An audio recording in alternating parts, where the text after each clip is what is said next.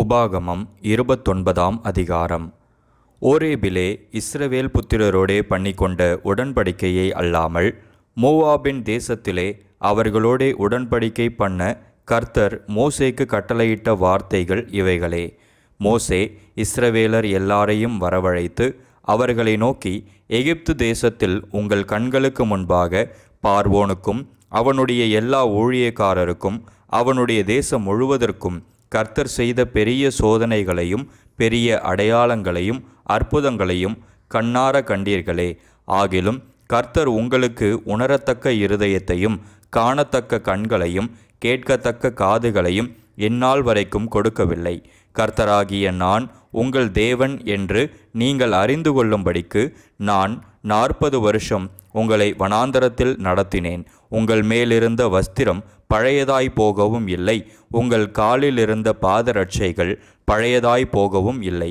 நீங்கள் அப்பம் சாப்பிடவும் இல்லை, திராட்சரசமும் மதுவும் குடிக்கவும் இல்லை என்றார். நீங்கள் இவ்விடத்துக்கு வந்தபோது எஸ்போனின் ராஜாவாகிய சீகோனும் பாசானின் ராஜாவாகிய ஓகும் நம்மோடே யுத்தம் செய்ய புறப்பட்டார்கள். நாம் அவர்களை முறிய அடித்து அவர்களுடைய தேசத்தை பிடித்து அதை ரூபனியருக்கும் காத்தியருக்கும் மனாசேயின் பாதி கோத்திரத்திற்கும் சுதந்திரமாக கொடுத்தோம். இப்பொழுதும் நீங்கள் செய்வதெல்லாம் உங்களுக்கு வாய்க்கும்படிக்கு இந்த உடன்படிக்கையின் வார்த்தைகளை கைக்கொண்டு அவைகளின்படி செய்வீர்களாக. உன் தேவனாகிய கர்த்தர் உனக்கு சொன்னபடியேயும் உன் பிதாக்களாகிய ஆபிரகாமுக்கும் ஈசாக்குக்கும் யாக்கோபுக்கும் ஆணையிட்டு கொடுத்தபடியேயும் இன்று உன்னை தமக்கு ஜனமாக ஏற்படுத்தி கொள்ளவும் தாம் உனக்கு தேவனாயிருக்கவும் நீ உன் தேவனாகிய கர்த்தருடைய உடன்படிக்கைக்கும் இன்று அவர் உன்னோடே பண்ணுகிற அவருடைய ஆணையுறுதிக்கும் உட்படும்படிக்கு உங்கள் கோத்திரங்களின் தலைவரும் உங்கள் மூப்பரும் உங்கள் அதிபதிகளும் இஸ்ரவேலின் சகல புருஷரும் உங்கள் பிள்ளைகளும் உங்கள் மனைவிகளும் உங்கள் பாளையத்துக்குள் இருக்கிற உங்கள் விறகுக்காரனும் உங்கள் தண்ணீர்க்காரனுமான அந்நியர் எல்லாரும் இன்று உங்கள் தேவனாகிய கர்த்தருடைய சமூகத்தில் நிற்கிறீர்களே. நான் உங்களோடே மாத்திரம் இந்த உடன்படிக்கையையும் இந்த ஆணையையும் உறுதியையும் பண்ணாமல் இன்று இங்கே நம்மோடே கூட நம்முடைய தேவனாகிய கர்த்தருடைய சமூகத்தில் நிற்கிறவர்களோடேயும் இன்று இங்கே நம்மோடே இராதவர்களோடேயும் கூட அதை பண்ணுகிறேன். நாம் எகிப்து தேசத்தில் குடியிருந்ததையும் நாம் கடந்து வந்த இடங்களிலிருந்த ஜாதிகளின் நடுவில் நடந்து வந்ததையும் நீங்கள் அறிந்திருக்கிறீர்கள். அவர்களுடைய அருவருப்புகளையும் அவர்களிடத்தில் இருக்கிற மரமும் கல்லும் வெள்ளியும் பொன்னுமான அவர்களுடைய நரகலான தேவர்களையும் கண்டிருக்கிறீர்கள். ஆகையால் அந்த ஜாதிகளின் தேவர்களை சேவிக்க போகும்படி இன்று நம்முடைய தேவனாகிய கர்த்தரை விட்டு அகலுகிற இருதயமுள்ள ஒரு புருஷனாகிலும் ஸ்திரீயாகிலும் குடும்பமாகிலும் கோத்திரமாகிலும் உங்களில் இராதபடிக்கும் நஞ்சையும் எட்டியையும் முளைப்பிக்கிற யாதொரு வேர் உங்களில் இராதபடிக்கும் பாருங்கள். அப்படிப்பட்டவன் இந்த ஆணையுறுதியின் வார்த்தைகளை கேட்டும் தாகத்து நிமித்தம் வெறிக்க குடித்து மன இஷ்டப்படி நடந்தாலும் எனக்கு சுகமுண்டாயிருக்கும் என்று தன் உள்ளத்தை தேற்றி கொண்டால் கர்த்தர் அவனை மன்னிக்க சித்தமாயிரார். அப்பொழுது கர்த்தரின் கோபமும் எரிச்சலும் அந்த மனிதன் மேல் புகையும். இந்த புஸ்தகத்தில் எழுதியிருக்கிற சாபங்கள் எல்லாம் அவன் மேல் தங்கும். கர்த்தர் அவன் பேரை வானத்தின் கீழ் இராதபடிக்கு குலைத்து போடுவார். இந்த நியாயப்பிரமாண புஸ்தகத்தில் எழுதியிருக்கிற உடன்படிக்கையினுடைய சகல சாபங்களின்படியும் அவனுக்கு தீங்காக கர்த்தர் இஸ்ரவேல் கோத்திரங்கள் எல்லாவற்றிற்கும் அவனை புறம்பாக்கி போடுவார். அப்பொழுது உங்களுக்கு பின் எழும்பும் தலைமுறையான உங்கள் பிள்ளைகளும் தூர தேசத்திலிருந்து வரும் அந்நியரும் கர்த்தர் இந்த தேசத்துக்கு வருவித்த வாதைகளையும் நோய்களையும் காணும் போதும் கர்த்தர் தமது கோபத்திலும் தமது உக்கிரத்திலும் சோதோமையும் கொமோராவையும் அத்மாவையும் செபோயீமையும் கவிழ்த்து போட்டது போல இந்த தேசத்தின் நிலங்களெல்லாம் விதைப்பும் விளைவும் யாதொரு பூண்டின் முளைப்பும் இல்லாதபடிக்கு கந்தகத்தாலும் உப்பாலும் எரிக்கப்பட்டதை காணும் போதும் அந்த ஜாதிகளெல்லாம் கர்த்தர் இந்த தேசத்திற்கு ஏன் இப்படி செய்தார், இந்த மகா கோபம் பற்றியெறிந்ததற்கு காரணம் என்ன என்று சொல்லுவார்கள். அதற்கு அவர்களுடைய பிதாக்களின் தேவனாகிய கர்த்தர் அவர்களை எகிப்து தேசத்திலிருந்து புறப்பட பண்ணின போது அவர்களோடே பண்ணின உடன்படிக்கையை அவர்கள் விட்டு போய் தாங்கள் அறியாமலும் தங்களுக்கு ஒரு பலனும் அளிக்காமலும் இருக்கிற தேவர்களாகிய வேறே தேவர்களை சேவித்து அவைகளை பணிந்து கொண்டபடியினாலே கர்த்தர் இந்த புஸ்தகத்தில் எழுதியிருக்கிற சாபங்கள் எல்லாவற்றையும் இந்த தேசத்தின் மேல் வரப்பண்ண அதன் மேல் கோபம் மூண்டவராகி அவர்களை கோபத்தினாலும் உக்கிரத்தினாலும் மகா எரிச்சலினாலும் அவர்களுடைய தேசத்திலிருந்து வேரோடே பிடுங்கி இந்நாளில் இருக்கிறது போல அவர்களை வேறே தேசத்தில் எறிந்துவிட்டார் என்று சொல்லப்படும். மறைவானவைகள் நம்முடைய தேவனாகிய கர்த்தருக்கே உரியவைகள், வெளிப்படுத்தப்பட்டவைகளோ இந்த நியாயப்பிரமாணத்தின் வார்த்தைகளின்படியெல்லாம் செய்யும்படிக்கு நமக்கும் நம்முடைய பிள்ளைகளுக்கும் என்றென்றைக்கும் உரியவைகள். உபாகமம் 30ஆம் அதிகாரம். நான் உனக்கு முன்பாக வைத்த ஆசீர்வாதமும் சாபமும் ஆகிய இந்த காரியங்களெல்லாம் உன்மேல் வரும்போது நீ உன் தேவனாகிய கர்த்தரால் துரத்திவிடப்பட்டு எல்லா ஜாதிகளிடத்திலும் போயிருக்கும்போது நீ உன் இருதயத்திலே சிந்தனை செய்து உன் தேவனாகிய கர்த்தரிடத்துக்கே திரும்பி இன்று நான் உனக்கு கற்பிக்கிறபடியெல்லாம் நீயும் உன் பிள்ளைகளும் உங்கள் முழு இருதயத்தோடும் உங்கள் முழு ஆத்துமாவோடும் அவருடைய சத்தத்திற்கு செவி கொடுத்தால் உன் தேவனாகிய கர்த்தர் உன் சிறையிருப்பை திருப்பி உனக்கு இறங்கி உன் தேவனாகிய கர்த்தர் உன்னை சிதற அடித்த எல்லா ஜனங்களிடத்திலும் இருக்கிற உன்னை திரும்ப சேர்த்து கொள்ளுவார். உன்னுடையவர்கள் வானத்தின் கடையான திசை மட்டும் துரத்துண்டிருந்தாலும் உன் தேவனாகிய கர்த்தர் அங்கே இருக்கிற உன்னை கூட்டி அங்கே இருந்து உன்னை கொண்டு வந்து உன் பிதாக்கள் சுதந்தரித்திருந்த தேசத்தை நீ சுதந்தரிக்கும்படிக்கு உன் தேவனாகிய கர்த்தர் அதில் உன்னை சேர்த்து உனக்கு நன்மை செய்து உன் பிதாக்களை பார்க்கிலும் உன்னை பெருக பண்ணுவார்.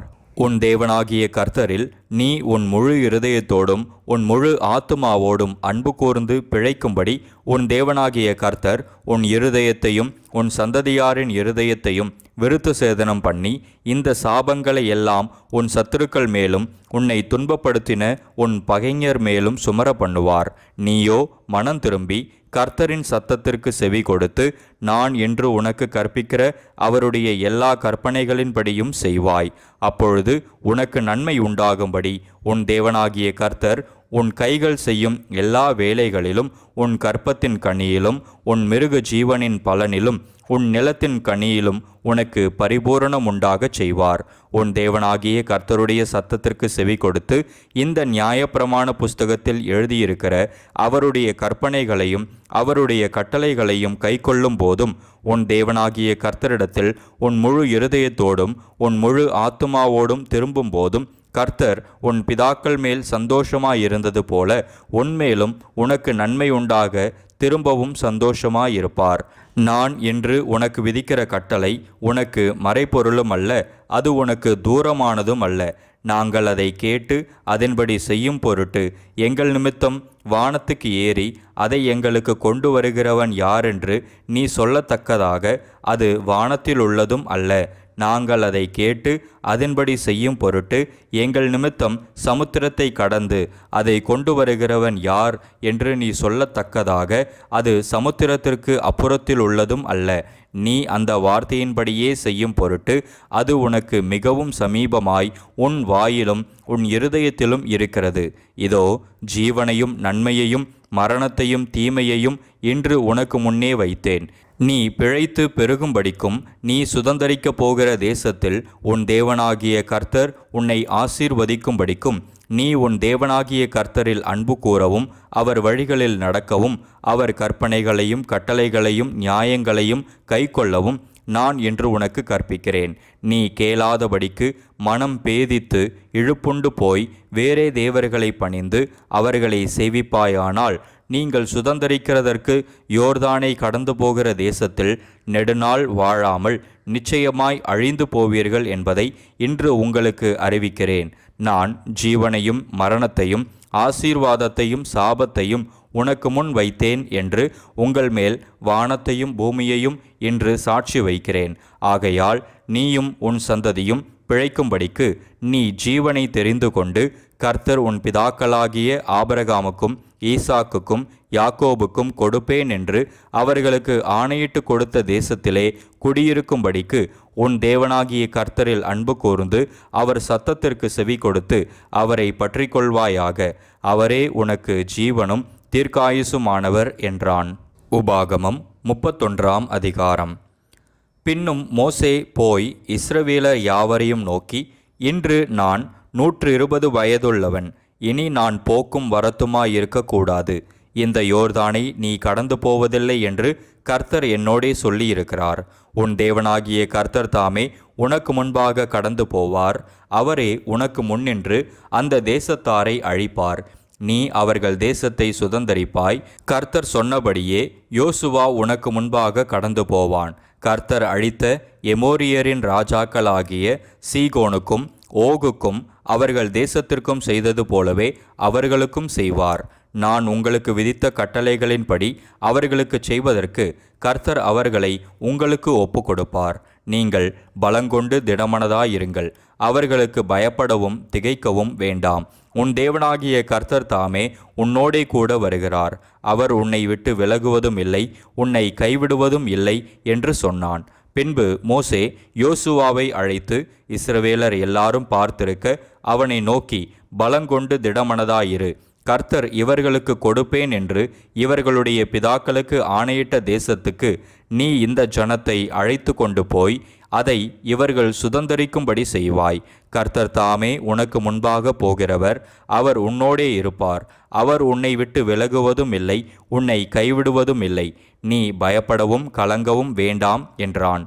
மோசே இந்த நியாயப்பிரமாணத்தை எழுதி அதை கர்த்தருடைய உடன்படிக்கை பெட்டியை சுமக்கிற லேவி புத்திரரான ஆசாரியருக்கும் இஸ்ரவேலுடைய மூப்பர் எல்லாருக்கும் ஒப்புவித்து அவர்களுக்கு கட்டளையிட்டது என்னவென்றால், விடுதலையின் வருஷமாகிய ஒவ்வொரு 7ஆம் வருஷத்தின் முடிவிலே கூடார பண்டிகையில் உன் தேவனாகிய கர்த்தர் தெரிந்து கொள்ளும் ஸ்தானத்தில் இஸ்ரவேலர் எல்லாரும் அவருடைய சந்நிதியில் சேர்ந்து வந்திருக்கும் போது இந்த நியாய பிரமாணத்தை இஸ்ரவேலர் எல்லாரும் கேட்க அவர்களுக்கு முன்பாக வாசிக்க கடவாய். புருஷர்களும் ஸ்திரீகளும் பிள்ளைகளும் உன் வாசல்களில் இருக்கும் அந்நியர்களும் கேட்டு கற்றுக்கொண்டு உங்கள் தேவனாகிய கர்த்தருக்கு பயந்து இந்த நியாயப்பிரமாண வார்த்தைகளின்படியெல்லாம் செய்ய கவனமாயிருக்கும்படிக்கும் அதை அறியாத அவர்கள் பிள்ளைகளும் கேட்டு நீங்கள் யோர்தானை கடந்து சுதந்தரிக்கப் போகிற தேசத்தில் உயிரோடு இருக்கும் நாளெல்லாம் உங்கள் தேவனாகிய கர்த்தருக்கு பயப்பட கற்றுக்கொள்ளும்படிக்கும் ஜனத்தை கூட்டி அதை வாசிக்க வேண்டும் என்றான். பின்பு கர்த்தர் மோசேயை நோக்கி, இதோ நீ மரிக்கும் காலம் சமீபித்திருக்கிறது. நான் யோசுவாவுக்கு கட்டளை கொடுக்கும்படி அவனை அழைத்து கொண்டு ஆசரிப்பு கூடாரத்தில் வந்து நில்லுங்கள் என்றார். அப்படியே மோசேயும் யோசுவாவும் போய் ஆசரிப்பு கூடாரத்தில் நின்றார்கள். கர்த்தர் கூடாரத்திலே மேகஸ்தம்பத்தில் தரிசனமானார். மேகஸ்தம்பம் கூடார வாசல் மேல் நின்றது. கர்த்தர் மோசேயை நோக்கி, நீ உன் பிதாக்களோடே படுத்துக்கொள்ளப் போகிறாய். இந்த ஜனங்கள் எழும்பி தாங்கள் போயிருக்கும் தேசத்திலுள்ள அந்நிய தேவர்களை சோர மார்க்கமாய் பின்பற்றி என்னை விட்டு தங்களுடனே நான் பண்ணின உடன்படிக்கையை மீறுவார்கள். அந்நாளிலே நான் அவர்கள் மேல் கோபம் கொண்டு அவர்களை கைவிட்டு என் முகத்தை அவர்களுக்கு மறைப்பேன். அதனால் அவர்கள் பட்சிக்கப்படும்படிக்கு அநேக தீங்குகளும் இக்கட்டுகளும் அவர்களை தொடரும். அந்நாளிலே அவர்கள், எங்கள் தேவன் எங்கள் நடுவே இராததினாலே அல்லவா இந்த தீங்குகள் எங்களை தொடர்ந்தது என்பார்கள். அவர்கள் வேறே தேவர்களிடத்தில் திரும்பி போய் செய்த சகல தீமைகளின் நிமித்தமும் நான் அந்நாளிலே என் முகத்தை மறைக்கவே மறைப்பேன்.